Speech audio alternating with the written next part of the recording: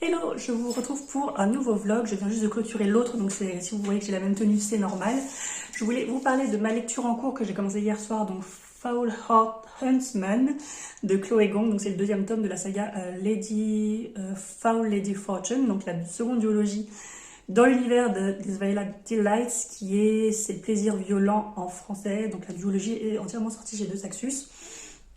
Moi, je préfère les lire en VO, voilà. Parce que j'ai découvert en fait Des Violent Delights et le tome 2 qui est Des Violent...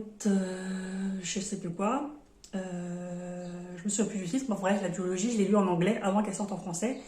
Et même si là, ils ont annoncé cette série, le premier tome, là, chez De Saxus, qui sort cet été, voilà. Quand j'ai découvert en fait une autrice en VO, je préfère continuer, parce que du coup, je suis habituée à sa plume. Et puis de toute façon, je préfère privilégier la VO parce que j'aime bien en fait lire. Enfin, c'est pour un peu m'entraîner et aussi pour garder ce. Parce que je me dis, si je lis pas en anglais pendant un certain moment, je vais certainement galérer après. Et puis voilà, comme ça reste de la fantaisie assez simple, entre guillemets, même si je lis aussi des gros pavés de fantaisie adulte en anglais, là ça reste assez simple, donc je me dis pourquoi pas continuer. Et puis au moins, j'ai l'écriture originale, on va dire ça comme ça. Donc là, j'en suis pas loin, j'en suis à là. Autant dire pas grand chose, je crois que j'ai eu 13%. Donc voilà, c'est la suite de Foul Lady Fortune, où on suit Rosaline, qui est un personnage secondaire dans la première duologie, et qui a subi une expérience, et du coup elle ne dort plus. Mais elle ne peut pas mourir, elle guérit très vite, etc. Donc une espèce de super soldat. Et pour compenser ses erreurs qu'elle a du passé, en fait, elle devient assassin pour le gouvernement et voilà, en plus ses capacités vont bien l'aider. Et donc ça c'est le premier tome, je vous dis pas ce qui se passe parce que là c'est un second tome, mais voilà. Elle va être en mission du coup dans le premier tome et être associée à un autre espion parce qu'ils vont faire semblant d'être en couple pour pouvoir intégrer une société et du coup enquêter, etc. sur des meurtres qui paraissent un peu suspects et surtout par rapport à l'invasion en fait du Japon en fait. Parce qu'il y a aussi tout un côté politique dans Des Violent Delights avec les nationalistes, les communistes, etc. Et là, on reprend un peu ça parce que c'est 4 ans après les événements de la fin de la précédente duologie. J'espère que je suis claire. Donc voilà, donc là, c'est 4 ans après. Premier tome est 4 ans après. Là, c'est un peu plus, je crois. Du coup, là, je crois qu'on est peut-être un an après, je ne sais plus. Bref. Donc voilà, donc là, on suit, c'est carrément la suite, en fait, peut-être à quelques mois près de la fin du premier tome. J'aime toujours autant, voilà. Là, on est plus sur de la... Enfin, si vous aimez la fantaisie avec un peu beaucoup d'espionnage même, et des meurtres, etc., bah voilà, je pense que vous allez aimer. Donc voilà, c'est ma lecture en cours. Ma lecture audio, je n'ai pas encore choisi, parce que là, je fais une audio et en papier en parallèle, mais je vais choisir ça dans la journée, je pense, et puis je vous en parlerai la prochaine fois.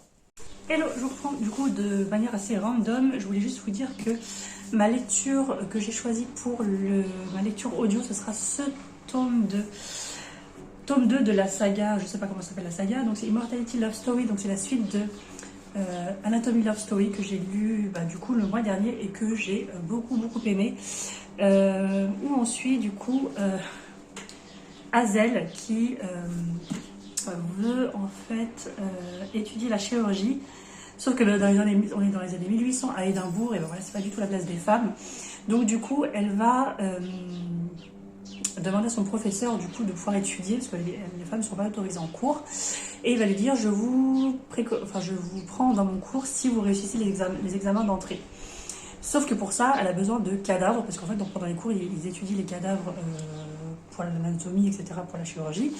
Et du coup, elle va rencontrer Jack, qui lui en fait s'occupe, en fait il approvisionne, en fait c'est un peu son métier, d'approvisionner les universités, etc. en cadavres justement pour les études, et il fait aussi ça de manière non déclarée, on va dire ça comme ça. Et du coup elle va tomber sur lui par hasard un jour, et puis elle va lui demander s'il peut lui fournir des cadavres pour qu'elle puisse étudier et passer les examens, et du coup pouvoir assister au cours du professeur. J'ai plus son nom. Et j'ai beaucoup aimé parce que c'est très macabre, c'est très sombre, bon, c'est un peu glauque des fois quand on parle des études sur les cadavres, mais voilà, j'aime aussi ce côté féministe qui, voilà, par rapport à la place des femmes, qu'elles ont le droit en gros de faire ce qu'elles veulent, et pas forcément parce que, par rapport à leur sexe en fait tout simplement, donc j'ai beaucoup aimé ce côté-là, et puis Vous avez une petite romance qui s'installe, mais voilà, elle n'est pas vraiment... Parce qu'ils disent que c'est une romance gothique, mais voilà, la romance prend pas énormément de place non plus. Et puis surtout, c'est ce côté un peu qui change en fait d'une femme qui veut devenir chirurgienne et qui fait tout en fait pour pouvoir y arriver. Et puis vous avez une enquête à côté parce qu'il y a personnes qui disparaissent.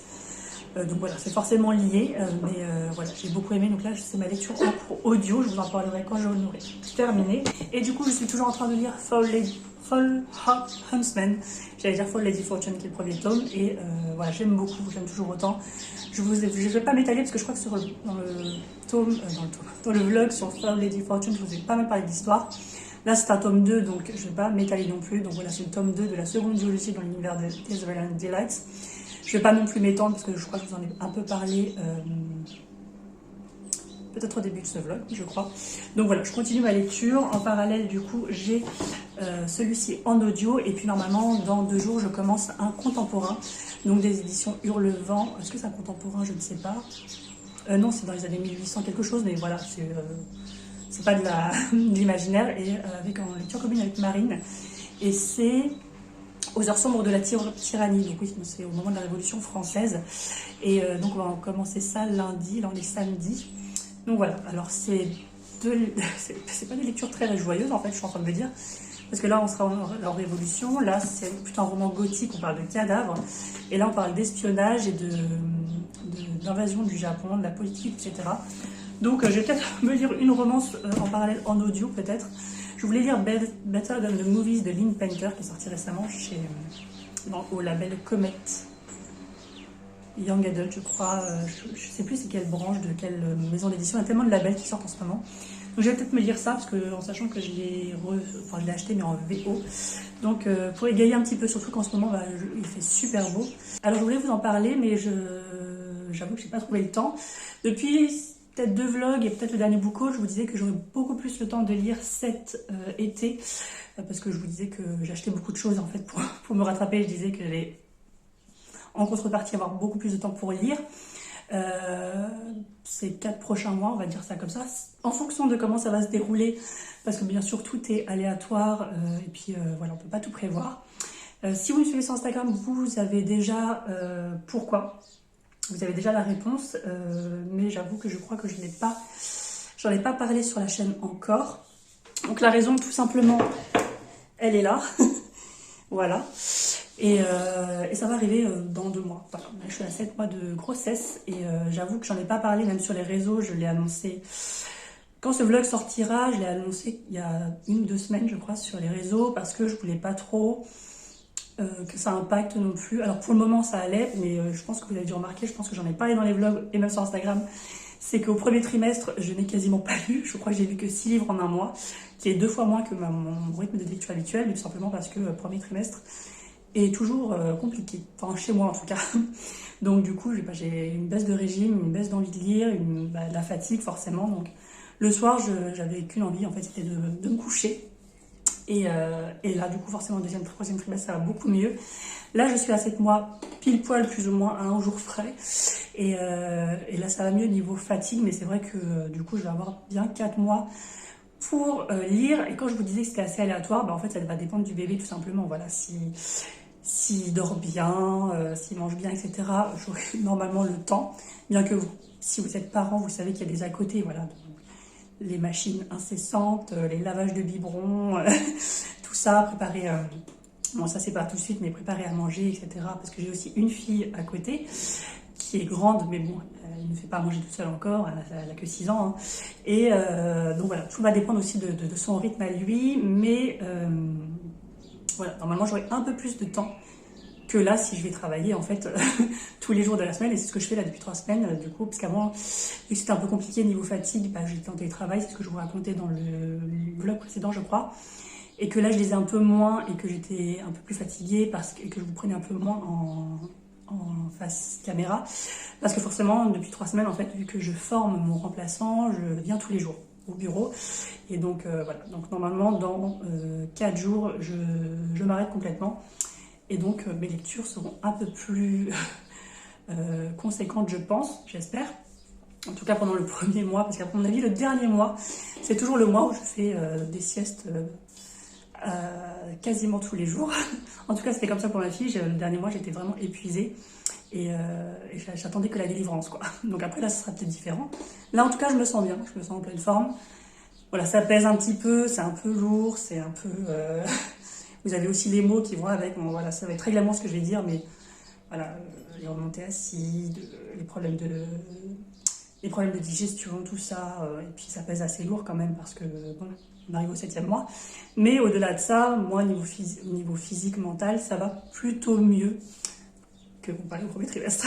Donc voilà, vous avez la nouvelle, vous savez pourquoi. À chaque fois, j'arrête pas de dire que j'aurai plus de temps. Mais voilà, c'est aussi en fonction du petit bébé et aussi en fonction de ma fille, hein, parce qu'elle sera là aussi pendant les vacances, donc il faut aussi que je la gère. Et que mon mari, du coup, forcément, continue de travailler, hormis le fait qu'il prendra son congé paternité, mais ça sera à la naissance.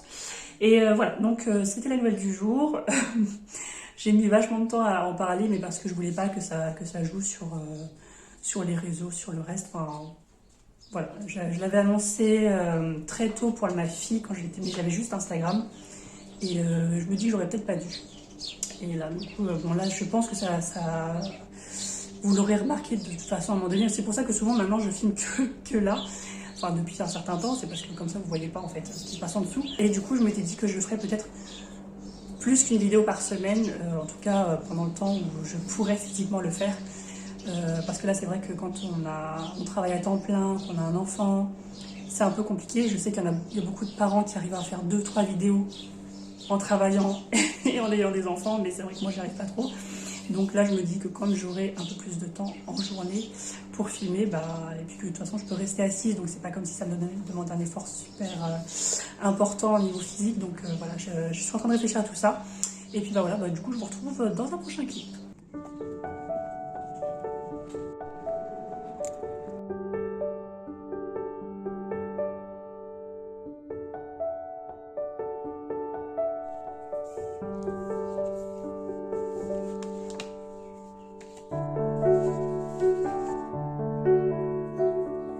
Hello, du coup je reprends pour la petite update lecture. Je sais même plus de quelle lecture je faisais parler. Bon, peut-être celle-là, je ne sais plus. Donc là, je l'ai terminée aujourd'hui.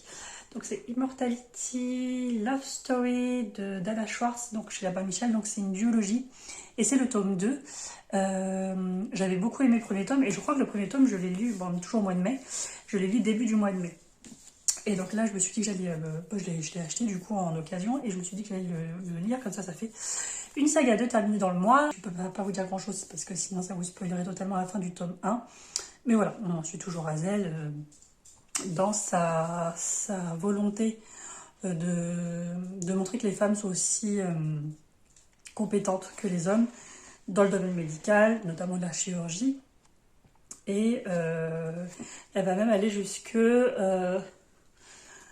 créer une sorte d'hôpital clandestin en fait où elle soigne mais sans être reconnue parce qu'elle n'a pas le diplôme et puis voilà, donc on va suivre un peu tout ça. Là j'ai trouvé que c'était moins addictif dans le sens où je m'ennuyais un petit peu parce qu'il y avait pas mal de dialogues en fait qui... Voilà, moi j'aime bien les dialogues quand il y a des échanges assez intéressants ou quand ça fait avancer l'intrigue ou quand il y a des pics d'humour, etc. Là, j'ai trouvé que les échanges étaient assez redondants et pas très intéressants. Et surtout, je trouvais qu'au niveau de l'intrigue, il se passait vraiment rien, à part là, dans les 50 dernières pages, en sachant qu'il fait 470 pages. Donc, c'est vraiment, on va dire, dans les 100 dernières pages, oui, il commence à se passer quelque chose. Il y a un élément clé qui arrive et puis après du coup tout va très vite et j'ai trouvé par contre que la fin, le dénouement était hyper rapide. Voilà, on trouve le coupable et puis après ça va en 2 chapitres, c'est fini. Enfin moi j'ai trouvé ça et j'ai vu aussi pas mal d'avis qui disaient qu'en fait ça aurait très bien pu être une novella, une nouvelle plutôt qu'un tome 2 ou alors qu'il y ait de personnes qui auraient préféré du coup un tome 1 plus long, mais du coup sans avoir 2 tomes. Et je comprends totalement parce que moi je me suis un petit peu ennuyée. Je l'ai mis 3,5 je crois sur 5. Parce que voilà, j'aime bien l'idée de ce côté un peu féministe, ce côté un peu de femme qui essaie de se faire une place dans le monde médical.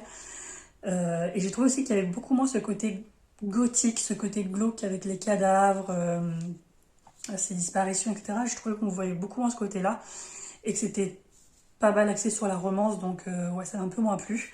Donc voilà, ça reste une bonne saga à découvrir parce que je trouve que ça change, surtout au niveau de l'héroïne et de ce qu'elle essaye de faire en fait pour faire changer un peu les mentalités. Mais c'est vrai que ouais, ce tome 2 est plus axé sur la romance et moins sur l'intrigue principale. Et du coup, ça m'a un peu gênée parce que je trouvais que la romance est plutôt mignonne dans le premier tome et plutôt timide. Mais là, j'avoue que ça m'a un peu dérangé. Donc voilà, je pourrais dire on s'arrête au premier tome, mais bon voilà, vu que c'est une duologie, je vous conseillerais quand même de lire la suite et de vous faire un avis. Mais c'est vrai que j'ai préféré le premier tome que j'ai beaucoup plus aimé et voilà, sinon je trouve une duologie assez intéressante parce que c'est assez original au niveau de l'intrigue, enfin en tout cas moi je le trouve. Ensuite j'ai entamé Aux heures sombres de la tyrannie de Rose Castelet chez les éditions Hurlevent. J'en suis à là, je crois que j'ai bien avancé, ouais. Du coup j'en suis à 40%, quelque chose comme ça. Je le lis en lecture commune avec Marine. En fait je crois qu'on lit tous les Hurlevent en lecture commune. Et donc là en fait on va se retrouver en 1793. Donc forcément après la Révolution. En fait on va suivre 5 points de vue différents, donc 5 personnages qui vont au début, on les décrit chacun dans leur situation, puis au fur et à mesure ils vont se rencontrer, ça va se mêler. Et donc voilà, c'est très politique aussi forcément après la Révolution.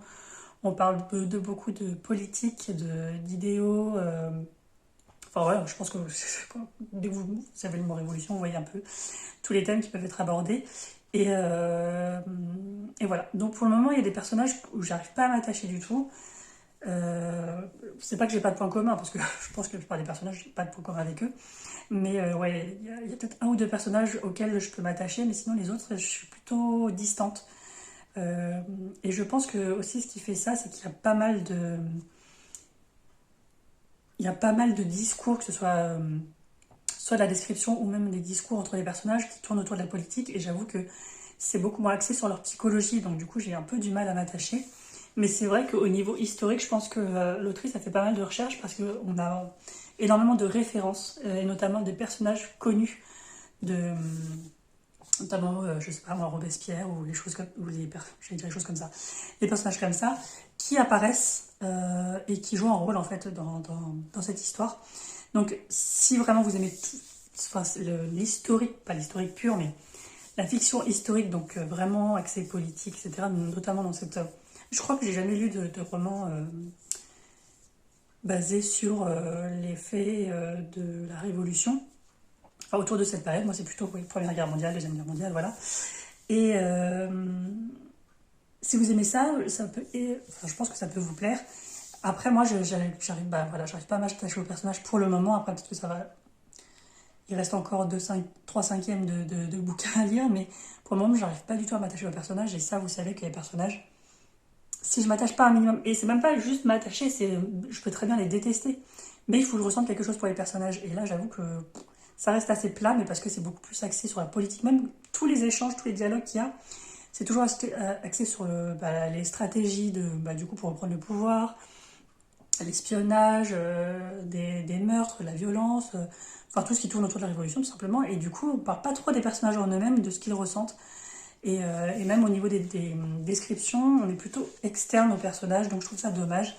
Voilà. Après, ça reste hyper intéressant au niveau historique. Donc je vous en parle pareil quand je l'ai fini. Je pense que ces deux-là, je les aurais finis à la fin de la semaine, parce que là, à la fin de la semaine, on sera le vendredi 31 mai. Donc celui-ci, je pense que je vais essayer de le finir demain. Et je ne travaille plus. Et celui-ci, je vais attendre, je vais lire un autre palier du coup jeudi ou deux, et du coup le reste vendredi. Et puis je voulais revenir aussi sur la grossesse tout simplement. Je sais que ça va pas intéresser tout le monde, donc vous pouvez passer la vidéo, je pense, jusqu'au prochain plan. Pour ceux qui me suivent peut-être depuis 2021, d'ailleurs je suis pas sûre d'en avoir parlé sur YouTube, mais en tout cas j'en ai fait des posts sur Instagram. Mais voilà, j'ai de l'endométriose, j'ai été diagnostiquée je crois en janvier 2021. et d'un stade avancé, voilà, j'avoue que je suis passée par une phase un peu de dépression parce que du coup, mes chances de devenir un nouveau maman étaient un peu compliquées, un peu restreinte et ça on l'avait dit déjà quand j'ai fait l'IRM en fait que c'était assez avancé et d'où les douleurs etc. En fait c'est à cause de ça en fait c'est avec les douleurs etc. que je parce qu'on a beau vous dire à chaque fois oui c'est les règles mais en fait au fur et à mesure vous apprenez qu'il y a d'autres maladies et l'endométriose moi je ne connaissais pas du tout. La preuve c'est que là on en parle de plus en plus mais c'est vrai qu'à l'époque il y a quelques années on en parlait beaucoup moins et, euh, et au bout d'un moment avec les douleurs je me suis dit bah il faut que j'aille voir quelqu'un donc j'ai erré médicalement pendant 2 ans et après une IRM, bah, du coup on a su que c'était ça et que du coup bah, c'était un peu compliqué pour être à nouveau parent et on a même réfléchi peut-être pas très longtemps mais on s'était dit qu'est-ce qu'on fait, est-ce que on peut peut-être envisager l'adoption etc même si c'est beaucoup plus long parce qu'en fait on se voyait pas, enfin, c'est pas qu'on se voyait pas. On est très heureux avec notre fille, hein. Mais c'est vrai qu'on a toujours voulu voilà, lui donner un petit frère ou une petite sœur. Quoi. Et donc, bah après, on a rentré en processus, un long processus médical, donc la PMA, donc procréation médicalement assistée, où en fait vous avez plusieurs stades, vous avez vous avez les traitements, vous avez l'insémination artificielle, fécondation in vitro, machin. Et donc moi en fait vu que c'était hyper avancé, je suis directement passée au stade du dessus et donc c'était fécondation in vitro. Donc voilà, donc après 2 ans et demi je crois de PMA et je ne sais pas combien de FIV, je ne sais plus, je crois que j'en ai fait 5 au total. Donc et c'est un traitement assez lourd parce qu'en fait quand vous voulez faire une FIV, vous avez des injections d'hormones tous les soirs. Donc moi il y avait une infirmière ou un infirmier qui venait me... Parce que moi j'avais horreur des aiguilles, même si j'ai pas le choix parce qu'en plus quand vous êtes enceinte vous faites des prises de sang tous les mois, enfin bref, c'est un peu l'horreur pour moi, mais du coup je pouvais pas le faire, enfin je ne voyais pas le faire. Je l'ai fait une fois parce que j'avais pas le choix, mais c'est assez lourd et en plus vous avez la fatigue, parce qu'avec les hormones, le traitement, et puis toute la charge mentale, l'appréhension, le stress, la peur, etc. Et en plus à chaque échec, c'était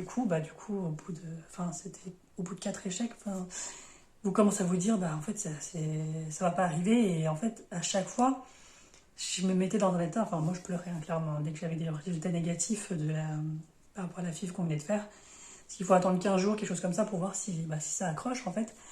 Et j'avoue que j'étais dans un état pathétique, en fait. Là, j'en rigole, mais c'est vrai que c'était très long. Et j'avais annoncé, je crois, que en 2022, je crois, en été 2022. Sur Instagram du coup parce que du coup en fait j'avais des longues pauses sur Instagram où je me coupais en fait et c'était souvent suite à des résultats négatifs et c'était pour un peu expliquer, alors je sais pas que je voulais me justifier mais voilà, après je voulais surtout informer les gens parce que du coup c'est pareil, j'ai une amie qui me disait qu'elle avait énormément mal et qu'elle était pliée en deux dans son lit etc, je lui ai dit c'est pas normal et effectivement elle est partie voir son médecin qui lui a prescrit une IRM. Et il s'avère qu'elle a aussi l'endométriose. Donc voilà, c'est plus pour informer que j'ai fait ça. J'ai fait 2 posts, mais j'avoue que je crois que sur YouTube, j'en ai pas parlé du tout. Mais voilà, tout ça pour vous dire que c'était très long et que pourquoi je vous annonce que du coup à 7 mois de grossesse, c'est parce que je voulais vraiment être sûre. Parce que déjà, vous savez très bien que le premier trimestre, les fausses couches, c'est assez... Enfin, ça peut arriver sans raison. Et vu que moi j'ai l'endométriose et que c'était très compliqué et qu'on est passé par des traitements médicaux, etc., j'ai voulu vraiment attendre, pas d'être sûre, mais voilà, j'ai attendu la 3e écho tout simplement pour pouvoir l'annoncer. Donc là c'est bon. Mais ouais, du coup, je pense que la majorité des personnes qui me suivent sont des femmes. Je sais pas si vous avez des enfants, si vous en voulez ou si vous n'en voulez pas. Mais si jamais vous voyez que vous avez des douleurs et que tout le monde vous dit oui, c'est les règles, faites quand même, ça ne coûte rien de faire des examens et au moins vous êtes pris en charge si jamais il y a quelque chose. Et concernant la PMA, j'ai aussi plusieurs connaissances qui passent par là. Certaines sont maman aujourd'hui, d'autres toujours pas. Et je peux comprendre que... Enfin, moi, j'avais eu une réflexion un jour, quand j'étais du coup déprimée. Oui, mais t'as déjà une fille, tu devrais t'estimer heureuse. Oui, mais en fait, c'est pas quelque chose à dire. Que vous ayez 1, 2, 10 enfants, en fait, si vous en voulez un autre, enfin, voulez, si vous souhaitez être à nouveau parent, je trouve que c'est pas un argument qui... Enfin, en tout cas, moi, sur le moment, je trouvais que c'était pas un argument valable, parce que vous avez peut-être pas toujours voulu avoir... que votre enfant soit unique, qu'il ait une fratrie, parce que moi, c'est pareil, je suis pas enfant unique, et moi, je trouve que du coup, de mon point de vue, avoir des frères et sœurs, c'est chouette, quoi. Donc voilà, des fois, c'est un peu compliqué, je trouve, de gérer. En fait, toute cette période était un peu compliquée, du coup, pendant 2 3 ans, parce que vous avez la charge mentale, vous avez... et puis, vous en parlez pas forcément, parce que moi, même ma famille, j'ai mis, je crois, plus de 6 mois à leur dire que j'allais passer par une PMA et que j'avais l'endométriose. Et puis j'ai mis plus de 2 ans à en parler dans mon entourage un peu plus éloigné. Et c'est vrai que les gens ne comprennent pas, et je pense qu'ils ne s'imaginent même pas la charge mentale. Déjà, la charge mentale, quand vous voulez un enfant, mais de manière naturelle, et qu'au bout, je ne sais pas, au bout de 6 mois, vous n'y arrivez pas. Après, là, je pense qu'ils ne comprennent pas, en fait, parce qu'il y en a qui disent enfin, moi, j'ai eu la réflexion comme quoi je m'acharnais, en fait, entre guillemets, pour à tout prix tomber enceinte et avoir un enfant. Sauf que pour moi, je ne m'acharne pas, c'est juste une volonté, et je ne suis pas toute seule d'ailleurs, il y a mon mari aussi, de fonder une famille qu'on aurait voulu en fait, tout simplement. Et voilà, tous ces jours de réflexion, déjà la charge mentale est énorme parce que du coup, vous enchaînez des échecs, vous enchaînez les traitements hormonaux, les traitements médicaux qui vous fatiguent, et parce que du coup, forcément c'est pas naturel en fait ce qu'on vous a, parce qu'en plus des injections vous aviez enfin moi j'avais des cachets en tout cas et des injections et en fait le principal effet secondaire du coup que l'hôpital nous confirmait, c'était la fatigue en fait. Et en fait j'ai été crevée mais tout le temps, comme si j'étais au premier trimestre de grossesse en fait tout simplement. Donc avec la fatigue, le stress, la charge mentale qui est déjà hyper élevée même quand vous ne passez pas par la PMA. Et puis après, vous avez les échecs, donc vous avez les dépressions, enfin, vous avez vraiment... C'était très compliqué. Et pendant toutes ces périodes-là, je me disais, est-ce que ça vaut le coup de passer par toutes ces émotions, toutes ces charges mentales, en sachant que peut-être qu'au bout d'un moment, ça ne marchera pas. Peut-être que j'en ferai 10, 20 fils et que ça ne marchera toujours pas. Et que, du coup, c'est peut-être que la nature ne veut pas, quoi. Et au final, du coup, je connais quelqu'un qui a fait ça pendant 8 ans et qui est devenu maman au bout de 8 ans, donc qui s'est battu. Et, euh, et du coup, ça m'a donné envie, en fait. Enfin, c'est pas que ça m'a donné envie parce que je voulais déjà, mais ça m'a un peu permis de prendre du recul et de me dire, là, ça fait 2 ans et demi, c'est pas grand chose. Enfin, c'est pas grand chose. C'est très long quand vous attendez quelque chose. Mais voilà, il y a.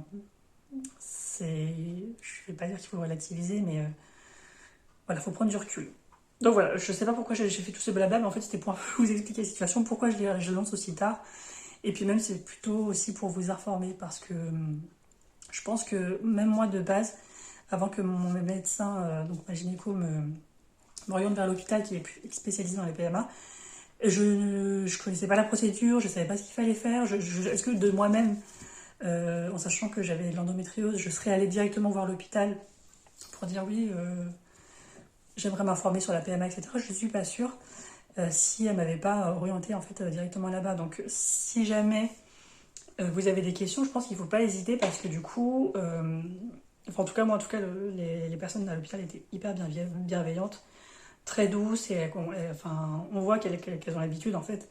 Et ils avaient même après le premier rendez-vous, donc on n'avait même pas commencé en fait les filles et les traitements.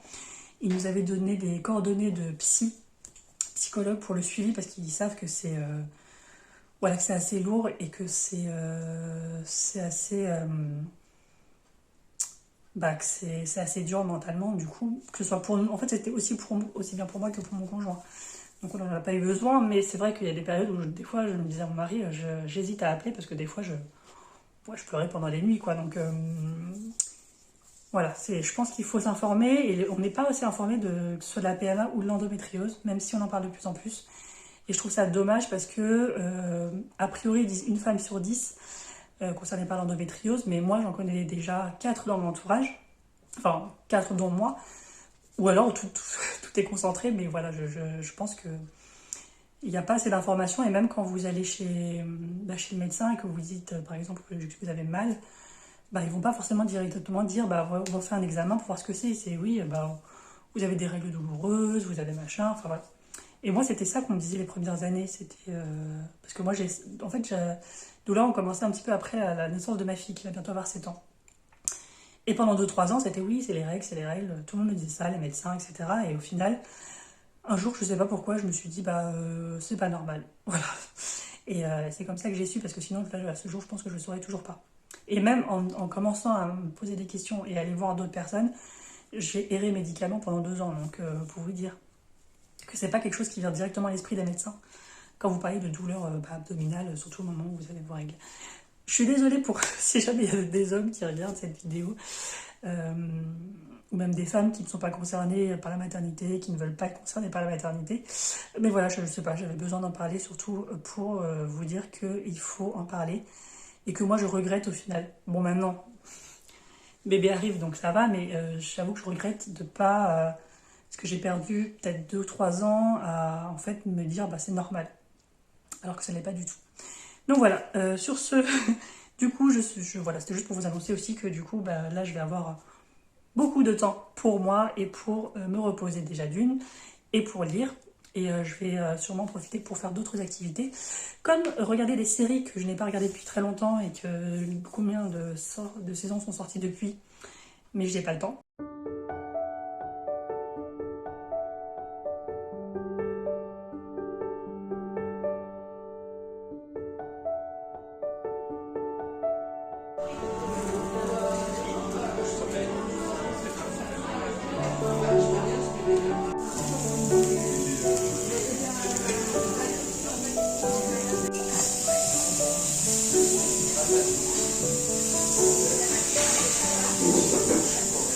Hello hello, du coup je reviens pour clôturer le vlog. Je me suis rendu compte que je l'avais pas clôturé et je voulais faire le montage. Alors là, ce vlog sera un peu plus court je pense, parce que du coup je le clôture au bout de 8 jours et pas au bout de 2 semaines. Parce que du coup vous verrez, bah, je pense la prochaine fois, je commence un nouveau type de vidéo. Donc du coup il fallait que je raccourcisse le vlog pour ne pas mélanger à chaque fois quand je filme pour les 2 vidéos. Donc j'ai terminé Foul Heart Huntsman de Chloé Gong. Donc je vais me répéter peut-être une dernière fois. Donc c'est le tome 2 de la duologie Foul Lady Fortune, qui est la duologie qui suit la duologie These Violent Delights donc toujours de Chloé Gong. Voilà, je ne vais pas m'étaler sur le résumé, je crois que je vous en ai parlé en début de vidéo si je dis pas de bêtises. Ou alors peut-être, je ne sais plus. Bref, il me semble que je vous en ai parlé. Bah voilà, j'ai beaucoup aimé, pardon. J'ai mis 5 étoiles, alors c'est pas vraiment un coup de cœur, mais j'ai vraiment adoré. Les personnages sont hyper attachants, vous avez le contexte politique, donc toujours avec ces nationalistes et communistes, l'invasion du Japon, qui fait référence du coup à l'invasion du Japon en Mandchourie. Et puis vous avez bah, voilà, tout ce côté espionnage, ce côté trahison, complot, secret, etc., qui est beaucoup plus présent que dans la première duologie. Il y avait toujours ce côté politique, mais beaucoup plus dans le second tome, donc These Violent Ends. Mais il y avait beaucoup moins ce côté espionnage et beaucoup plus ce côté imaginaire fantastique, que vous avez beaucoup moins ici, même si vous avez toujours ce côté imaginaire, parce que vous avez quand même des choses inexplicables, mais c'est beaucoup plus, voilà, parce que comme on suit du coup Rosaline qui est une assassin et une espionne, voilà, vous avez beaucoup plus ce côté-là.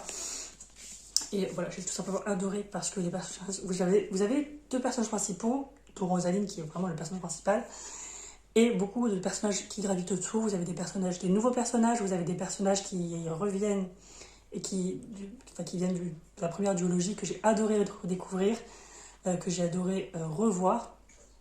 Et vous avez ce côté, vous êtes dans les échanges, vous avez toujours ce côté, voilà, un peu found family, mais vous avez aussi ce côté où il se lance toujours des pics, avec il y a de l'humour, il y a des moments assez sombres, il y a des moments d'action, des moments même glauques. Voilà, je trouve que c'est un condensé de tout ça, c'est un young adult, je trouve, qui est plutôt bien fait. Enfin, si vous lisez ma chronique déjà de la première duologie, moi j'ai beaucoup aimé. Alors, je lis beaucoup moins de young adulte qu'avant, mais quand c'est bien fait, voilà, je n'hésite pas à le dire. Et je trouve que Chloé Gong a cette plume qui est hyper addictive. L'anglais est assez accessible, je trouve, à part peut-être au moment où elle parle de la politique, qui peut être, voilà, c'est un vocabulaire assez spécifique, donc qui peut être un peu dérangeant pour si vous êtes novice dans les lectures en VO, en anglais, mais c'est vrai que je trouve que c'est hyper accessible, c'est hyper addictif, c'est assez fluide, en tout cas, enfin, après moi c'est parce que je lis depuis, on va dire, 2017-2018, au moins 2 à 3 romans VO par mois, on va dire 2 minimum, pour en fait pratiquer tout simplement. Même s'il faudrait que je pratique aussi à l'oral, mais voilà, au niveau lecture déjà, je trouve que je peux lire maintenant des romans de fantasy adultes très complexes, notamment des Poppy War, des Rêves Kwang ou même Babel, etc. Je les ai vus en VO et ça m'a pas plus dérangé que ça. Mais voilà, c'est... Enfin, d'ailleurs, la première duologie est sortie chez Le Saxus. Alors, je vous encourage pas forcément à acheter chez Le Saxus. Hein. Si vous lisez en VO, vous pouvez les acheter en VO, vous pouvez les acheter d'occasion, etc. Mais pour vous dire, si vous ne lisez pas en VO, elle est sortie chez Le Saxus et cette duologie, en tout cas le premier tome, sort en juin ou en juillet. Donc, incessamment sous peu. Donc, vous pourrez la découvrir si vous avez déjà lu du coup l'autre duologie. Mais je vous conseille de lire l'autre duologie, je bégaye un peu, qui se passe 4 ans avant celle-ci. Parce que là, vous avez du coup forcément les spoils de la fin du premier tome et du deuxième tome de la précédente duologie, donc je ne vous conseille pas de commencer par celle-ci. Surtout qu'il y a vraiment pas mal de répercussions et de liens entre les deux duologies, donc je ne vous conseille pas vraiment de commencer par celle-ci, mais je vous conseille de la lire après l'autre, parce qu'elle est vraiment différente, mais en même temps, vous avez toujours les mêmes codes en fait, même si c'est pas la même histoire, vous avez toujours les mêmes codes que dans la première duologie qui m'a fait aimer la première duologie, que j'ai lu en... La première duologie, je l'ai lu pas en VO forcément, mais je l'ai lu bien avant qu'il annonce la sortie en français. Et donc j'étais contente parce que en ce moment, il y a aussi pas mal de livres que j'achète en VO qui sont déjà sortis en français, donc du coup c'est en plein dans le hype. Et je vous ai déjà dit que moi quand c'est en plein dans le hype, je patiente un peu, et ce qui est dommage.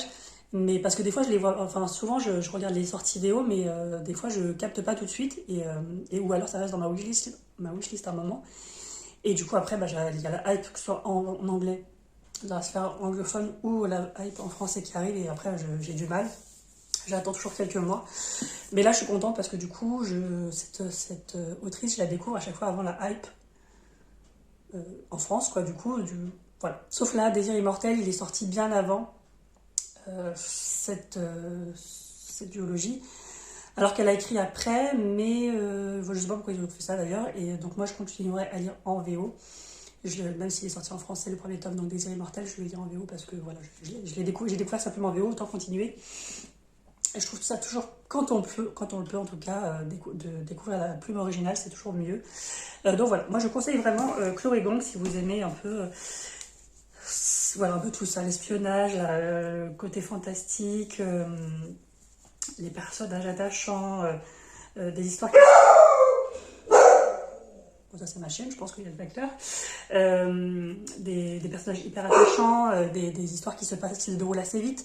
Parce que l'avantage d'une duologie, c'est que vous avez plus de... Bon, je vais attendre. Ensuite, j'ai terminé Aux heures sombres de la tyrannie de Rose Castelet. Je note parce qu'elle aboie, puis après elle va dans son panier. Aux éditions Hurlevent.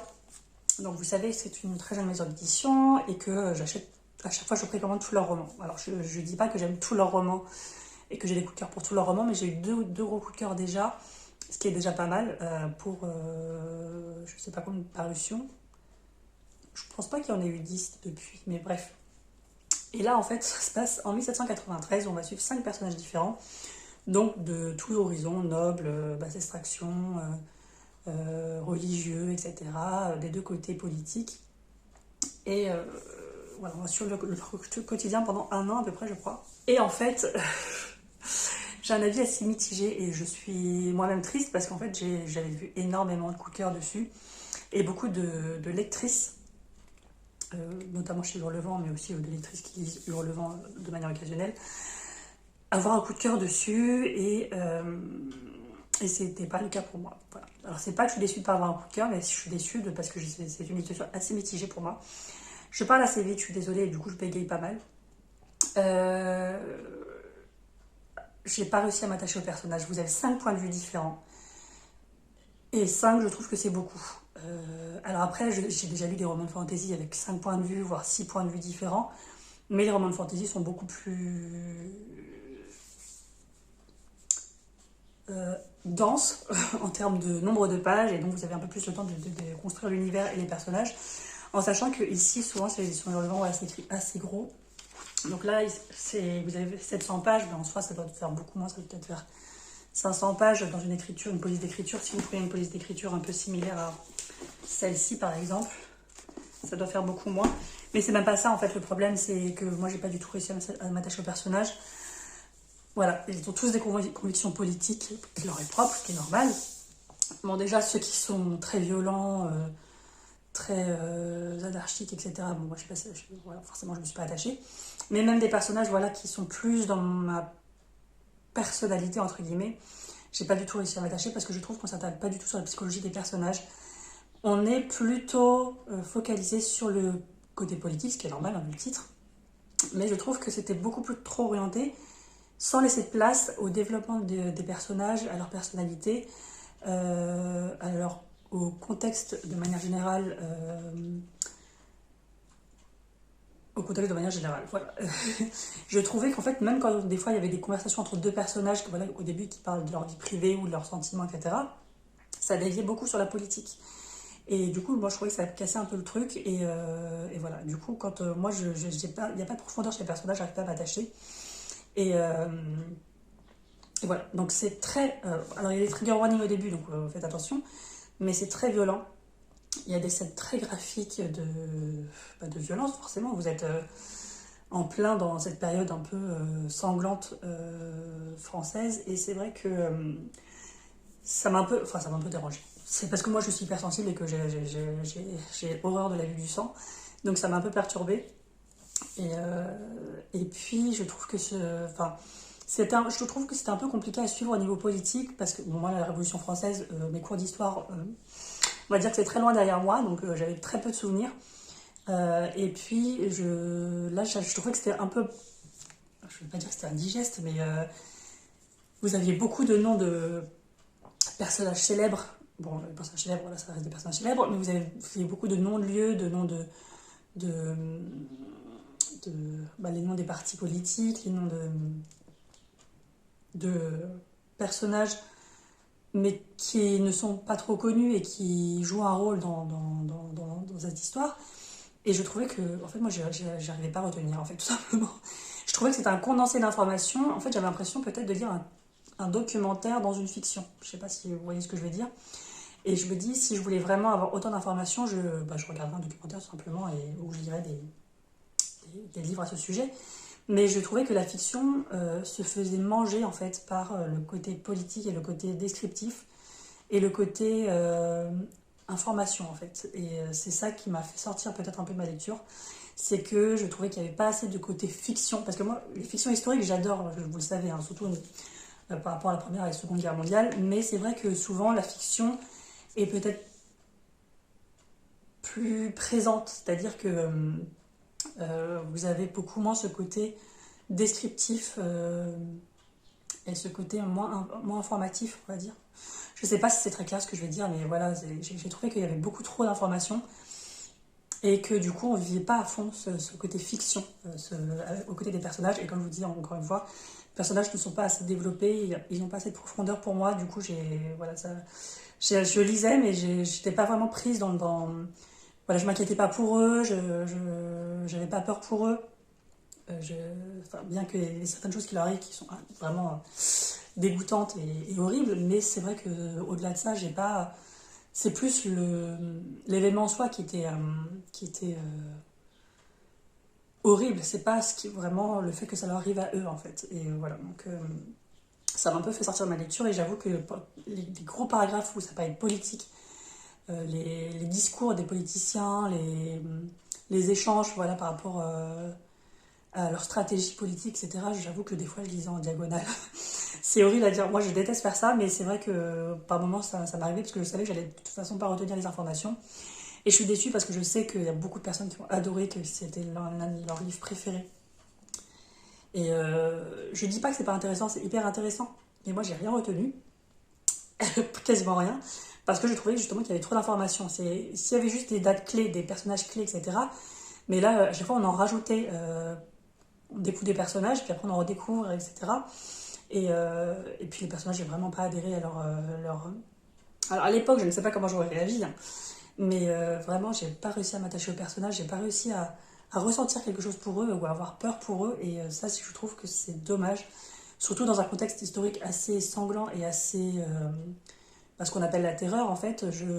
Quand on n'a pas peur pour eux, je trouve ça dommage, en fait. Donc voilà, c'est une lecture assez mitigée. Surtout qu'il y a 700 pages, comme je vous disais, mais bon, c'est pas 700 pages en soi. Voilà, s'il y avait une police d'écriture moins aérée, il y en aurait moins, mais voilà.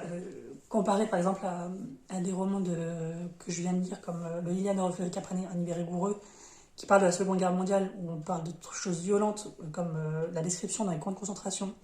On parle aussi de politique, forcément, avec les nazis, etc., le gouvernement SS.